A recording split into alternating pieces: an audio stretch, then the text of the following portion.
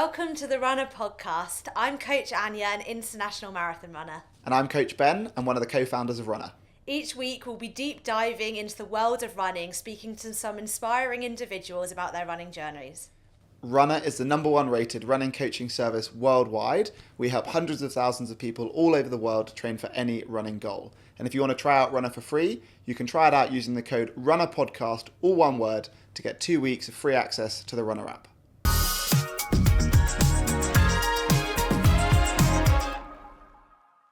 Today on the podcast we have Imo Boddy, who is an amazing ultra runner and currently the world record holder for the youngest ever female to run the length of the UK. She's about to take on her next world record attempt in just 2 weeks' time. She's an incredible athlete with an amazing mindset. Well, welcome to the podcast, Imo. Thank you so much for coming on. Would love to start with what got you started with your fitness or your running journey? So fitness-wise, I've always been very sporty, always loved sport. When I was in my last year at school, I was inspired by a lady who came to school and she had done the Arch to Arc. So you run from London to Dover, swim the English Channel and cycle from Calais to Paris. And every year at school, we had an inspirational lady or man who came to do a talk. She came to do it to us. And I wanted to do the Arch to Arc, and at the age of 17, obviously that wasn't viable. So we created a smaller scale challenge when I was at school called the Body Challenge, hence my surname. And I ran a marathon, swam 10k in Lake Windermere, being in Lake District, and then cycled back from Lake Windermere to Sedbergh, which is 30 miles. So that was my first challenge. And then, moved to London in 2020. And I think London, we all know, is a big fitness scene, and we're all kind of small fish in a big pond, so chose running, and that's when I met Ben and met Josh. Yeah, so you've kind of done this amazing challenge. You've come to London. You're working as a PT at One London, which is where Joshua Patterson trained, and I was working with Josh, helping him towards his wonderful and wacky challenges. Which I guess inspired you to think of yours, which is when you reached out to me. And what were you wanting to do? Yeah, I literally remember Josh was walking on the treadmill, and I must have been with a client or front of house. I went up to Josh, and I can remember him being a main Chelsea, and I remember recognising him being like, "Hey Josh, you do cool challenges. I really want to do something. What should I do?" And he was like, "Yeah, you've got to find your niche." And so and then he gave me your comms and did 7 marathons in 7 days.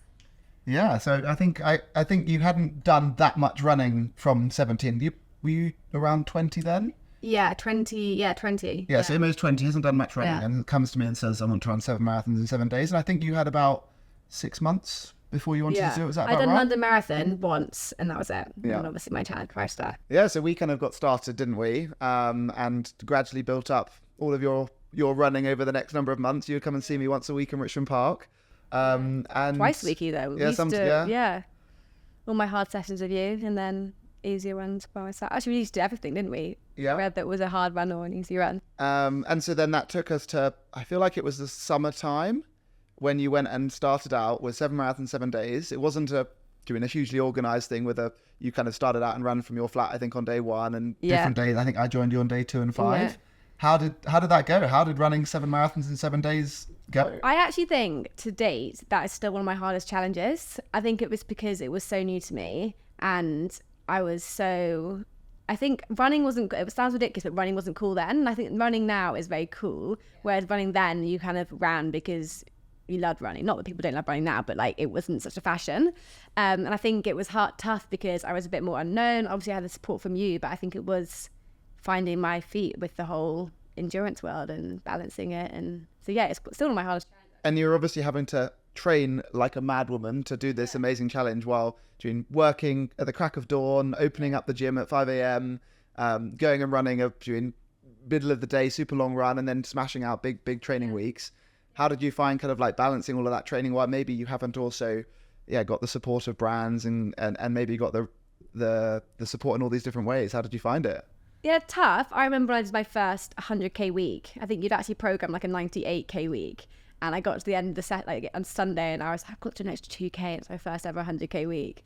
And yeah, I mean, it was tough, and I think it's building that base. And like we're all very lucky to have a good base now, aren't we? So actually building onto big weeks is a lot easier, but actually building from zero to that big base was difficult. So it was difficult, yeah. And managing and trying to eat well, but sat behind like a front of house desk, and managing all that was far more difficult than I am lucky enough to be now. And so I remember, we're setting off, kind of doing marathons back to back. Do any stand out? I can remember a particular moment that I would love to share, but how did you find it? What were the highs and lows of the challenge? Any stand out? I remember one, you always talk about it, but I don't remember it so poignantly. But you mentioned the other day when we were in Bushy Park and my grandparents were there. And you were like, apparently I was so unfazed, and I just kind of... So I think this was marathon number 5, and I think you've had friends and people supporting you on each day. And I was running with Imo on day 5, and we're running through Bushy Park, and it's maybe like 30k in, and her grandparents have travelled down from the north, and I stood in the middle of Bushy Park with like a table with snacks and drinks, and Imo is so in the zone, literally collects the drinks, collects the snacks.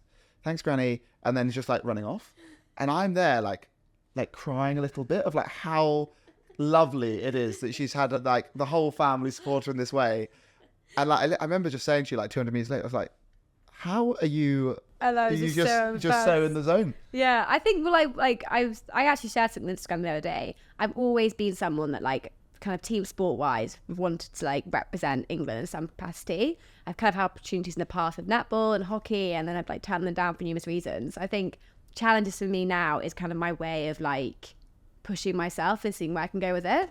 So I think like even my 7-7, my first one essentially, that was just like I remember I wanted to do the more sub 4 hours, and that's what I did, and it was like goal. And to think Imo did that at 21 is presumably 21 at this point, right? Yeah, well, 21. Yeah, I mean it's absolutely remarkable. And anyway, so you complete this challenge. So you have all of your friends cheering you on in Battersea Park, running your last one there. What do you go on to do next? What does the fire in your belly go on to push you to do? Well, I remember calling you. I remember we stood outside one London. I was on shift, and I called you, and I was like, what do you think about the idea of me running the length of the UK? I was like, the record at the moment, youngest female is 23. I'll be 22 if I did it whenever next year. I think I must have done it the following year. And you're like, I think it's in reach. Yeah, just like you were the biggest believer. I was like, we've got to convince my parents, convince mum and dad, got to call with them. And then in 2022 I became the youngest female to ever run the length of the UK. It's insane. And what does running the length of the UK entail? So this is how many days? 22 days. So and how far? 60k a day for 22 days. So started John and Groats, top of Scotland, finished in Land's End, England. Which is actually the harder way to run the UK, isn't it? Well, essentially, yeah. But I quite like the element of like finishing in England, finishing in Cornwall, finishing the sun, finishing by the beach. Yeah. John and Groats, don't know if you guys have been, but it's a bit of a dead hole. But you're saying that your 7 marathons, part of that was actually more challenging than running the length of the UK. I think all in all, obviously joggle was. But I think mentally at the time, the 7s, like I still think about the 7 being harder because I was so much, like I had no base. I was just like went from, and I had no idea what like the multi-day challenges were like. Joggle, there was like 2 days. I thought I had a stress fracture, and I walked for one of the 60k on one day, which was just like brutal. And then my body kind of recovered. But yeah, it was 7 like it's very poignant to me. I think maybe I say it's harder because it was so poignant. But yeah. And so to do 22 days of running 60k, what does that entail? Are you on the road? Are you in a camper van? How are you doing things logistically between the runs? So camper van, all road. I think there was about 10 kilometres in Scotland, which we did on the trail. But other than that, it was basically A roads. The A9, which is obviously a very known Scottish A road. And then the A30 in Cornwall, which is also a very busy holiday traffic-y road. So yeah, they're pretty mind-numbing A roads, but I think a lot of people talk about joggle now. I think it's a very like known challenge, and actually people are like, I'm just gonna run the length of the UK, and it's like there's so much more to consider than just like also the safety. And I think I was very lucky. I felt very safe the whole time, but you're on the white line and the verge in between that, running all the A roads. And so I guess kind of it just seems like this unimaginable thing to go on to do, I guess, from where you started. But like, what did it feel like in the lows? Like you said, there were a few days where you were struggling and you had to walk. How did it kind of feel on day one? And when did those days come about? And talk us through the real roller coaster of the challenge. Day one was obviously a great day. I remember day two, I had one of my best friends with me. She played the song Proud from Heather Small. And we like played that on repeat throughout the whole. I remember day two, I started crying because I was so proud of myself to getting to day two, and that was like the classic song. Yeah, day five, I think it was. That's when I thought I had a stress fracture. I tried to walk like the last 5K every day, just otherwise my body would be in overdrive and I wouldn't be able to sleep. I would have too many hot sweats and whatever. But yeah, it was pretty brutal. It was pretty brutal. Weren't you so delusional by the end that you thought Heather Small was turning up? No. Well, I think I'd like convinced myself. Like I listened to her so much. I'd listened to her so much, and I think someone must have said. I think someone was trying to slow me down on the last day because my sister was coming to surprise me, and so we had to like slow down to make sure that she had arrived in time because she was getting into Cornwall quite late, and I was just so convinced that she was going to turn up. I think Hannah. So were you really disappointed to see your sister because she wasn't this amazing musician?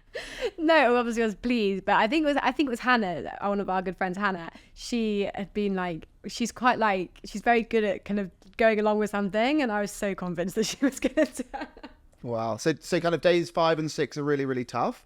Did it ever get easier? Did you kind of get into the flow and realize, might sound silly, but you did 60K yesterday, you could do 60K tomorrow? Or like, how did it progress after these really hard days? From like day 8, it was like, I mean, the body is incredible how it can adapt.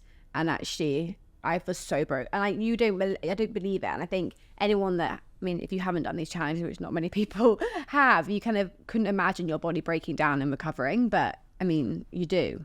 So from like day 8, maybe it was, I can't remember which day it was, but from whatever day I recovered, and yeah. And did you ever question that you wouldn't finish? No. So do you think that's your superpower, the confidence in yourself to be able to do these things when you stand on the start line? Yeah, I think I have got a very strong mindset. I'd like to think I've got a very strong mindset. Yeah, I also think it's an element of not only having a strong mindset, but in these team challenges, because actually doing these challenges are a team effort. I would never claim these challenges to be like a sole effort. I mean, I couldn't do it without a support team. And I think actually you don't want to let your team down. So there's an element of like the stubbornness and mental fortitude and mental strength and whatever, but actually there's also an element of I don't want to let my team down, so kind of committed, and you grind it out because you've got to grind it out. And it's something that I always encourage like clients to do, which is if someone wants to go and train for a marathon or train for a 10K, to go and tell their husband, tell their wife, tell their friends, put it on their Instagram or their Strava, because we all struggle with motivation. And actually, obviously what you're doing, you've got all these people that are spending 22 days with you on the road to get you from one end of the country to the other. So they're keeping you accountable. For people doing normal challenges, whether it's a 10K half marathon, tell your friends that you're doing it. So that way you have to turn up and train when it's raining in the morning so that you can get round and finish. Yeah, no, totally. I think support network and telling people and is one of the biggest. That's so interesting. You say it's like a team event still, because I was going to say, normal people start, small, like the 5Ks and work their way up. You threw yourself straight into like ultras and really long distance challenges. So much of that in my head is like training alone, running alone. I know you said you've got a team, but like I know you have done a few marathons now, but I do marathons because I love the support of the crowds. So many of your things, you don't have people lining the streets. Do you think you thrive in those situations? I prefer like a tight knit. I like a community, like a family, like not only my family, like an extended family, rather than even London Marathon the other week. I didn't race it as such. I ran it, but I felt quite awkward when you're being not awkward, but I'm kind of like, I like it, but I don't like that kind of like cheering. I'm quite like, I would say I'm an extrovert. I definitely am an extrovert, but I think actually when it comes to performance, yeah, I suppose I do just quite like to just have my little community and just like grind You want out. to do it for the people super close to you, and you're not too worried about the random people lining the streets. No, and just kind of for myself, like I don't really listen to music very often when I run. I'll listen to like a good podcast if I know it's going to be a nice, engaging, chatty podcast, and I kind of have a conversation, listen to a conversation. But I'm quite like say I'm an extrovert. That's quite, you know what, I never really thought about that. Say I'm an extrovert, I definitely am the kind of person that just does it kind of for myself. And so, almost coming back to the challenge, so we're on the road. What does the time outside of running look like? Because obviously some days I don't know how long you're running for on doing the longest and on the shortest days, but what do you do between them? Are you sleeping the meter that you finish, or are you driving somewhere to sleep? What are you doing to eat? What does all of the other bits around the challenge look like? So sleep for me is such a big factor. I mean, obviously sleep is such a factor for anyone, but I'm like a superhero when it comes to sleep. I'm like the queen of sleep. I love sleeping. I can sleep anywhere. So as soon as I finish a run, I literally will sleep. So joggle, I got in the camper and slept. And then we used to actually, because we were doing 60k a day and we kind of had a stopping point each day, we'd stay at either friends or hotels, or we kind of wherever. So I'd always been the camper van, but my crew would be in a location, in accommodation. So we'd sleep, get back, have a big meal. Also, I think the beauty of doing these challenges, you can obviously eat anything. So you kind of eat some, And when you say you eat anything, you mean you're burning so many calories, it doesn't matter what you're eating. Yeah, whether it's and I eat real food because I'm not moving at such a pace. So would you be thinking about what you're craving that day and then sending dad or team ahead to go and buy the food, or how does it look? We literally have we had a WhatsApp group, and for my next challenge we'll have the same, and it's literally like, depending on the craving, it's like, she's craving salami, she's craving a sausage roll, she's craving sushi, and then they'd call forward pizza. I remember there was one, we were on Scafell and it was absolutely chucking it down rain, like chucking it down. And I got into the camper after, like, we'd do 10k checkpoints usually throughout the day, and I got to where we were on top of Scafell, and Mum thought I was going to be like in a foul mood, but actually we kind of got past, and it's so wet, you get past being angry and you get past hating it, and actually you then just kind of start loving it. That was like us, and we had a cup of tea, pizza. That was like one of my biggest memories. And then off I went again. Wow. And so to make sure you're starting in the right place, what did you do? Did you get a bit of chalk and write it on the floor and use that as a start line? Or how do you know where to drive back to start the next day? Well, actually, slightly to Chris, who does logistics for the challenges, dismay, we had this big white paint. Dad was literally marking the roads. And actually, Chris, who does logistics, did a challenge last year. A guy that did joggle, and the white lines are still there a year later. No way. So did he use the same lines, or you mean he ran over them? I think he ran over them. Wow, that's amazing. So I guess that's what you've done today, and you went on to become the youngest woman of all time to run the length of the country, which is simply amazing. I guess only a year and a half, 2 years into your running journey. What's next? We've got something very exciting 2 weeks away, which probably when you're listening to this now, hopefully you can go and check on Imo's Instagram and Strava that she's gone and done it. But what are you working towards? So I'm working towards, I want to be the fastest person to have run and summited the national 3 peaks. So Snowdon, Scafell and Ben Nevis. And so when you say that to do it the fastest, that's running between them? Yeah. So it's 700 kilometres, about 700 kilometres and 10,000 metres of elevation. And how many days do you have to beat? The record is 7 days, 31 minutes. So that's 100k a day. Yeah, I think day one, we've actually got a bit of an action plan. I think day one is, so there's quite a big taboo about the whole thing. I suppose I can say it because hopefully I will have done it. So it's a record to be broken again. There's a loch in Scotland called Loch Lomond. A lot of people there's one guy that's tried it, who I think most people that tried it actually have done it going along the West Highland Way. So it's trail and a bit more undulating. And obviously trail is more impacting on the body, more fatiguing, and also being undulating, also more fatiguing.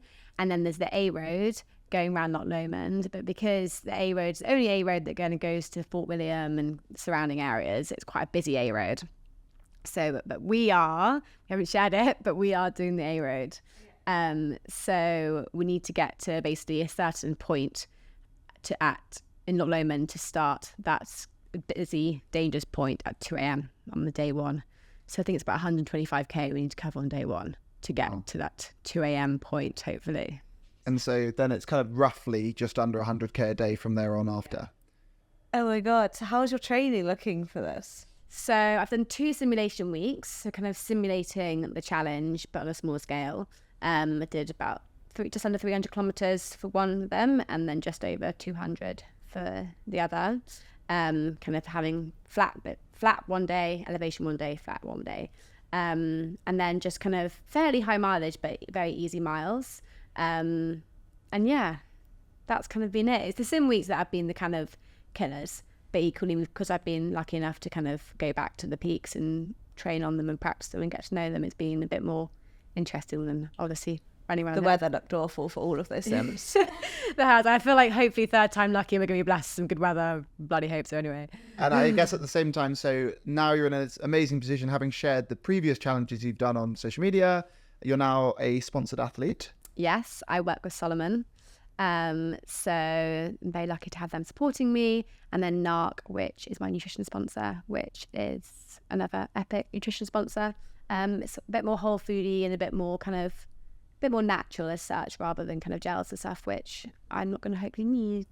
And so with the challenge, have you got a camper van? Are you sleeping where you're finishing? What are you doing? Like, what does all of those bits that sit around this ridiculous challenge of 700k over 7 days and crazy mountains as well? So we've got a camper van again. This one's going to be, I think, slightly less luxury in the sense of it will be less luxury in the sense that we're not going to have places to stay each night. It's going to be slightly more kind of on the go. Mum and Dad, part of my crew again, who are my biggest supports. And then, we've got photographer, and then logistics, and then a physio. Epic. Well, huge good luck. And we can't wait to see how you get on. And huge good luck from all of us. And it seems absolutely crazy thinking about what you're about to go and do, knowing where you were on day one when you got started. But it's amazing to see where you've got to, and can only imagine what you'll do in 5 years from now as well. Oh, thank you.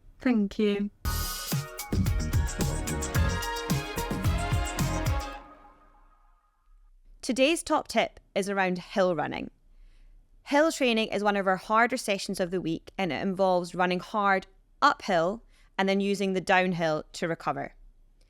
They sound tough, but they come with a host of benefits. Hill running improves speed, efficiency, strength, and is great for us technically. Driving uphill helps us improve our stride length, cadence, and running form.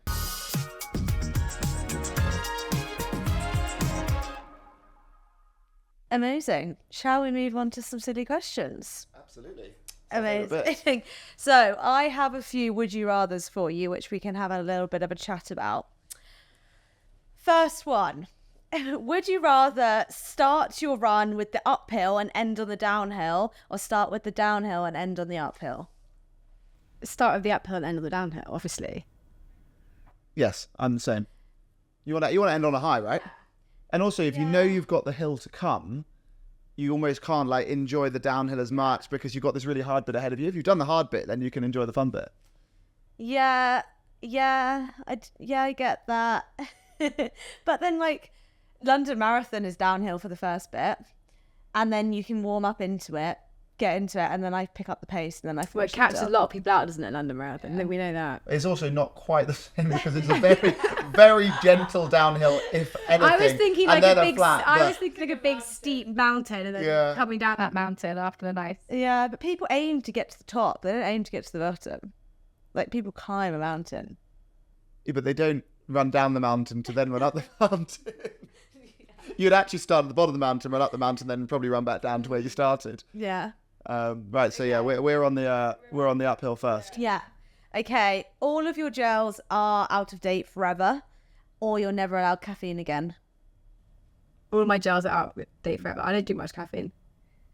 So surely you would rather then. Oh yeah. Sorry. I'd rather. Wait. What? Say that again. Would you rather every gel you ever have forever is out of date? Yeah. Or you never have caffeine? Oh, I'd rather not have caffeine. Okay. I thought you were a big coffee drinker, but maybe I that's don't because drink coffee.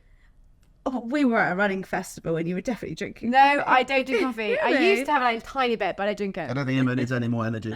I drink a lot of Yorkshire tea. What about you, Annie? What are you going for? I need coffee. I need it. I'll have out of date. And you're rotten gels. Not rotten, but just a little bit out of date. Most of the things I eat are out of date. Like, Is that the tip to being the fastest I'm food really in bad London? at throwing away any food. I'll eat food off the floor. Well, we learn something new every day. You definitely need caffeine. I do like caffeine, but sometimes I'll go for like a few weeks without caffeine to prove that I don't need caffeine, and then reset my use of caffeine to then mean that, and then slowly drink more and more caffeine over time until I'm drinking too much caffeine and then reset again. So I think I can do it. That I think I'm going caffeine free. Okay, amazing. Last one. Would you rather run into a 40-mile-per-hour headwind for a mile or up a hill for a mile with like a 10% gradient? Up a hill for a mile with a 10% gradient. I'm doing a headwind. I'm doing headwind. I actually... You're about to take on some hills, so we should hope that you do like hills. I really like hills now. I mean, obviously I do. Not obviously I do, but I've obviously trained. But like, I mean, obviously if you train for something, you do it. But I really like hills now. It must be really weird training for like a hilly ultra race when you live like in southwest London where we have Battersea Park. I mean, it is. I spend a lot of time on the treadmill. I went to treadmill this morning. And it's pretty hilly at home. Yeah, exactly. And also, to be honest, I actually haven't been in London much this year because I have been training out and about. Yeah, Right. I'm hill running. I'm doing the hills. Right, so on the note of more silly things, we are going to share our running icks of the week. We want you to think of what is your running ick. So I'm going to start with mine, which I actually know that both of you two are culprits of. This would be uploading a run to Strava and then leaving it as morning run, of which Anya uploaded her London Marathon last week and left it as morning run, only for Strava to go and share it on their Instagram, and she still left it as morning run. Which is a huge flex, clearly. But I think it's like, you're going to go do the run, you're going to go put it on Strava, tell us about your run. You do give us a Bible. Yeah, I'll write a book. Yeah, you really do. Put a few photos up there, you know. Do you mean? Tell everyone what you got up to. Yeah, I think I just forget, especially when I've got to You just do so many runs that it's just another morning run, that London Marathon. Right, what's your ick? Mine is when you're doing a group session and there's someone that's taking all the reps quite easy just so they can drop you on the last one. Give themselves that ego boost. So almost like wanting to win training. Yes, exactly. Yeah. And is that just your competitiveness getting jealous? Yeah. Okay. Yeah. You want to win the last rep, right? Well, I just think, yeah, it's not a fair playing field if you're doing that. What about you? What's your running ick? I have a lot of running icks. What's my current running ick? I actually have an ick, and I ran around Battersea Park. This actually isn't an ick. This is more of like a statement. I ran around Battersea Park, and it's vapor flies or like a carbon shoe, not going very fast, obviously, like doing an easy run. Oakleys, just that classic look, but incredibly dressed up and just the overdressing for a run. Overdressing for an easy run? Yeah. Overdressing for an easy run. They're doing it just for Instagram. Yeah. Like, I've seen people definitely just do like fake strides for on Instagram and then go home. Like, they're literally not What, even go for a fake run? Like, I've seen people get onto the track, do a few fake strides and then leave the track. No. Yeah. What, just for a photo shoot? Do it for like I've seen that, Instagrams. I think it's just the overdressing and just to kind of get the attire right, get the equipment right. So are you allowed to wear your big sunglasses, your carbon shoes if you were running faster? Yeah, of course. Okay. Yeah. So basically, so long as you look like you're pushing yourself, you can go into like your favorite outfit. But if you're just chilling, you have to be a bit more of a chilled outfit. Is that your rule? You can't be your favourite outfit. You can only put your favorite as well. You can only put your favorite outfit on if you're going to run really hard. Is that kind of like that's the summary of the ick? Yeah. Do we agree? Yeah. Right, well there we are. According to Anya and Imo, you're not allowed to wear your favourite clothes unless you're going to get really uncomfortable. Yeah, fair enough. So does that mean that like, you know, like the 80-20 rule where most of your running should be easy? If you're like fashionable and a runner, you therefore like are torn because you've either got to not obey the 80-20 rule because you've got to be unfashionable 80% of the time. Yeah. Or if you really want to wear your fashionable clothes, you then just have to train badly. That's like the trade-off. It's like be fashionable or train well. Like, I don't dress very well for an easy run, but for a hard run where I have to like, Okay, I feel fierce. so you're going on an easy run and you're gonna dress in your easy, casual way. What are you wearing?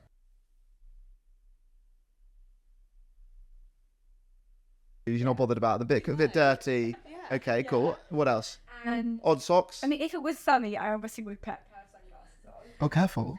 You might look cool. Are you wearing odd socks, ankle socks, matching socks? You pulling them all the way up tight? I Or always wear quarter socks. quarter socks? Okay, matching. Yeah. Okay, like trousers, shorts. They're just like a basic roller tee, brown some shorts.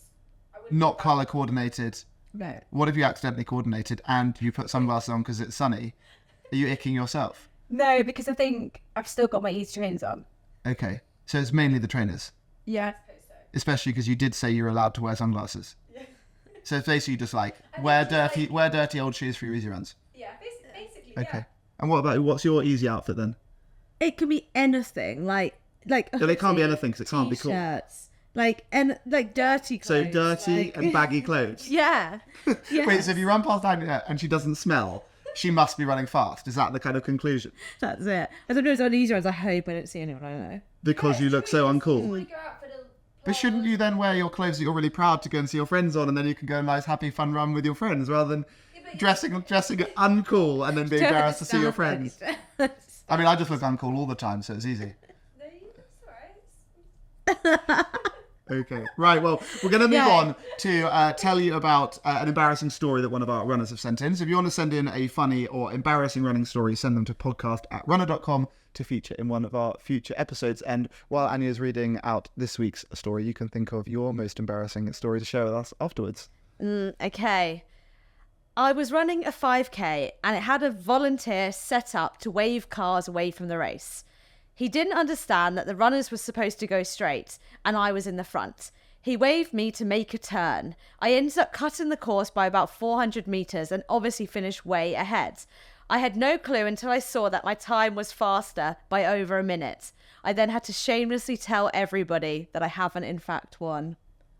Oh, no, that's so sad. So someone's about to win a race. The marshal's got it wrong, and then they've had to, like, do you mean resign from the race? Yeah, but imagine like celebrating and then like. To be fair, I've run a race in Battersea Park before and I could have sworn I was in the lead, and I got to the finish and there was another girl already there and I was like, what? And I was like, I just took it like on my chin and I was like, okay, I didn't win, and she'd done a lap less. Oh, well, so then you didn't get to So celebrate. she had to hand the medal to me, and I felt so bad for her. Yeah, but she you thought also then she'd didn't won. get. You also didn't get to enjoy the sensations of winning either. I didn't. Oh, I feel sorry for this person. I don't feel. Oh, for them, especially because they probably. embarrassing. That's the volunteers' fault. Yeah. Yeah, I hope the volunteer writes it and says, "I'm really embarrassed because I ruined this lovely." And person's this was the race." Runna Podcast, and Right, so Imo, what's the most embarrassing thing that's happened to you on your running journey? embarrassing thing that's happened with my running journey. I'll be honest, my stomach and my bowels are quite embarrassing. I actually don't find it embarrassing. I think I've normalised it. And so I actually don't find it that embarrassing. Maybe it should be more embarrassing. I have quite a lot of stomach issues on my runs. Probably shouldn't go into too much detail on them. Trips to the toilet. But I've had a lot of trips to the toilet. And actually, a lot of trips.